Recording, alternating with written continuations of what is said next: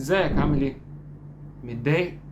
معلش بكره تتحل. مخنوق؟ معلش يا اخي بكره هتروق. طب ما تزعلش حالك عليا، اوعى تضايق نفسك يا اخي، ما تتضايقش وما تتعصبش يا اخي، انت الكبير بقول يا اخي، كبر دماغك، انت الكبير. ما تتضايقش انت بس وما تزعلش يا اخي، ما تتنيلش بقى، ما تقرفناش معاك. ما كلنا مخنوقين قدامك اهو.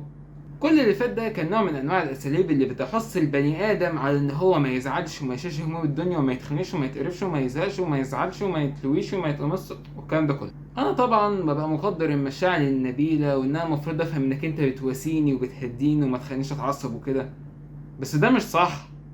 ده العكس هو اللي صح. انت واحد جاي بتقول لي انت مالك، واحد رايح وانت رايح تكلم حد تقول له ازيك عامل ايه وحشني اخبارك ايه، او انت مالك فيه الفتره دي، هقول لك مفيش والله مخنوق. مش معناه كده انت تصدق، معلش حقك عليا، انا حصل خير. طب ما كلنا مخنوقين يا اخي، قول لي انا كده استفدت منك ايه؟ كده اللي هو يعني حياتي بقت احسن بكتير وكده؟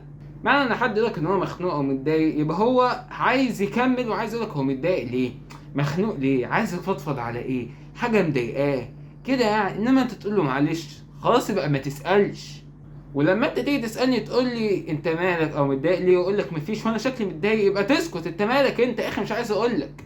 لكن ايه بقى، هتخبي على اخوك يا اخي، هتخبي على صاحب عمرك، هتخبي على شقيقك يا عم. يا عم انا مش عايز اقول لك انت مالك، هو بالعافيه يا اخي، انت شخصيه زياده في حياتي مش عايز اقول لك عليه.